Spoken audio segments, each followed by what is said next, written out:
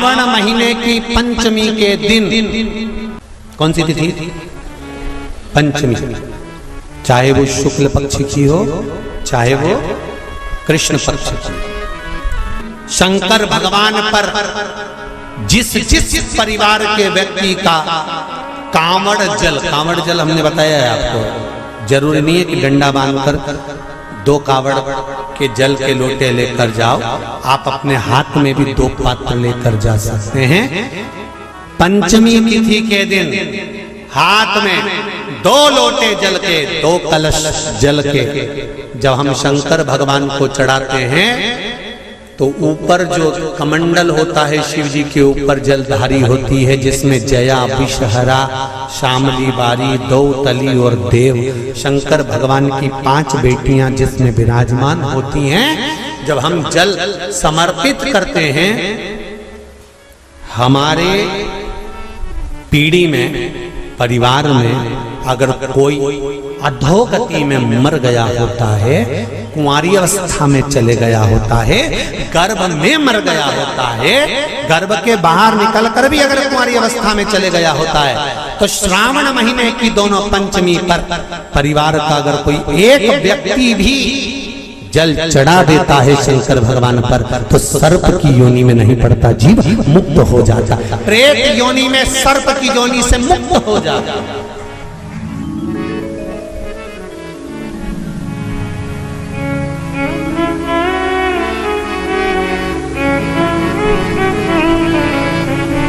महाराज,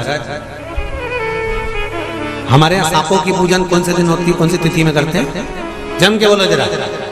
नाग पंचमी। नाग पंचमी का मतलब क्या है? सांपों की पूजन करो। नाग पंचमी का मतलब होता है शंकर जी के मंदिर में जाकर 1 लोटा जल समर्पित कर दो। उसका कारण क्या है कि हमारे परिवार में, हमारे कुटुंब में कोई 7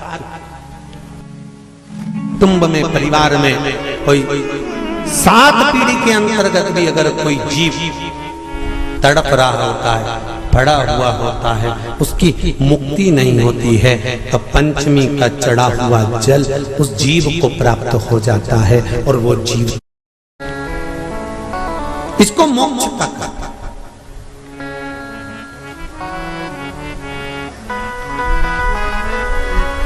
हैं। ये मुक्ति, ये मोक्ष, इसी को कहेंगे कि ये मुक्ति। चाहे नाग पंचमी हो, चाहे श्रावण महीने की शुक्ल पक्ष की, चाहे कृष्ण पक्ष की पंचमी हो, और समझ लो अच्छे से, श्रावण महीने की पंचमी के दिन देवाधिदेव महादेव पर चढ़ाई गई शमी पत्र, आस्तिक मुनि का नाम लेकर, कौन से मुनि? आस्तिक मुनि का नाम लेकर शमी पत्र को वापस उठाकर उसको अपने दरवाजे की चौखट पर कहीं पर भी या द्वार पर कहीं पर भी एक ओर रख देने पर घर के अंदर, बगीचे के अंदर सर्प प्रवेश नहीं करता। ध्यान रखिए,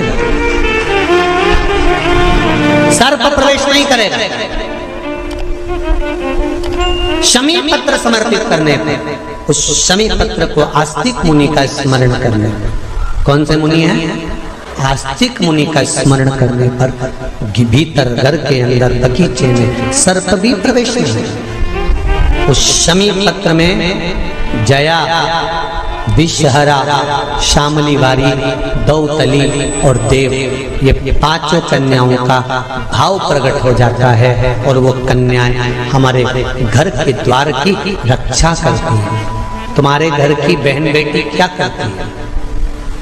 तुम्हारे घर की बहन बेटियां क्या करती हैं? घर में बहन बेटी आती हैं तो बद्दुआ देकर नहीं जाती। घर में कन्याएं रहती हैं, बद्दुआ नहीं देती। घर की बेटियां जब दरवाजा छोड़कर शादी कर वाले दिन, विदाई के दिन अगर जाती भी हैं तो बेटियां हाथ में धान भरकर फेंक कर जाती हैं कि मेरा मायका खूब फले फूले, आगे बढ़े। छापे लगाकर चली जाती हैं कि हमने हमारी जीवन की सारी दौलत, जीवन का सारा सुख अपने मायके में दे दिया है। वो बेटियां होती हैं। तो बेल में पान, पान जानते हो, तांबुल जो खाने वाला पान होता है, पान की बेल में चारों तरफ से बेल लगाकर नागलक्ष्मी उसमें बैठ कर शिव की आराधना करती थी। इसलिए आज भी शास्त्र के हिसाब से देखा जाए तो सबसे ज्यादा सांप, सबसे ज्यादा सर्प, सबसे ज्यादा नाग नागिन, सबसे ज्यादा सर्प अगर कहीं रहते हैं तो जहां पान की खेती होती है, जहां पर तांबुल उत्पन्न होता है, जहां पान की बेल होती है, सबसे ज्यादा सांप वहीं पर पाए जाते हैं। सबसे ज्यादा सांप वहीं पाए जाते हैं। और जो पान उतारने वाले रहते हैं, पान तोड़ने वाले रहते हैं, पान बेचने वाले रहते हैं, जिनको हमारे यहाँ सहज भाषा में चौरसिया कहते हैं, इनका एक विधान रहता है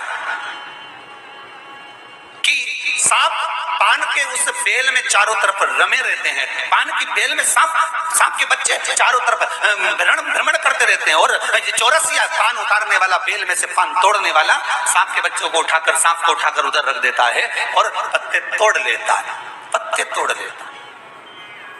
उसको सर्प नहीं डसते। क्यों? क्योंकि यहाँ पर वर है इन चौरसियाओं को। कई चौरसिया लोग सोचे होंगे कि हम नाग की पूजन करते हैं, हम सर्प की पूजन करते हैं, नाग पंचमी पे हम सर्प का स्मरण करते हैं, हमारे कुल देवता के रूप में हम सर्प पूजते हैं। पर कभी चौरसिया ने विचार करा कि आखिर तुम्हें कौन सा वर प्राप्त हुआ कि तुम्हें सर्प नहीं डसेगा? तुम्हें कौन सा वर प्राप्त हुआ कि सांप तुम्हें नहीं काटेगा? पान उतारते समय, पान तोड़ते समय, पान को ले जाते समय सर्प तुम्हें डस नहीं करेगा। क्योंकि जिस समय पर नागलक्ष्मी भगवान शिव की आराधना करती है पान की बेल के पास में, उस समय पर एक सहज भाव में एक ग्रामीण, एक सहजता उस नागिन को आते हुए देखता था, नागलक्ष्मी को आते हुए देखता था। जो नागिन कभी तो सुंदर स्त्री का रूप, लक्ष्मी जैसा रूप बना लेती है, और कभी नाग का रूप बना लेती है। बड़ा विचित्र उसको लगता था। और वो एकांत में बैठा, इसने आकर देखा कि नागलक्ष्मी सेवा में लीन रहती, किसी जीव को वहां आने नहीं देता। शास्त्र तो यहां तक कहता है कि जब नागलक्ष्मी पूजन करती थी तो कहा, पूछा गया ये कोई जीव इसके पास में ना आए तो इसको बचाता था वो। एक दिन नागलक्ष्मी जब बड़ी हो गई, देख लिया उसने इस ग्रामीण को, इस मानव को जब देखा जो चारों तरफ से किसी ना किसी रूप में नागलक्ष्मी को रसला कर देता है, प्रदान करता रहता है, कुछ ना कुछ तत्व देता रहता है। कितना सुंदर संवाद है महाराज जी। नागलक्ष्मी जब पूजन करने शंकर जी की बैठती थी तो ये जो हमारे हिंदू धर्म में एक ऐसा भाव कहते हैं, शंकर जी के अभिषेक में गन्ने का रस, अनार का रस, मौसम्बी का रस, ये जो अभिषेक कराते हैं ना ब्राह्मण जन, तो ये कहते हैं ये रस चढ़ाइए, इस रस से भगवान का अभिषेक करना है, गन्ने का रस से, इस रस से शिव का अभिषेक करना।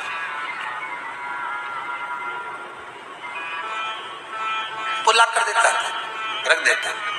तो रोज नागलक्ष्मी को रोज आश्चर्य होता कि आखिर ऐसा कौन है जो लाकर रोज रख देता है, कौन है ऐसा?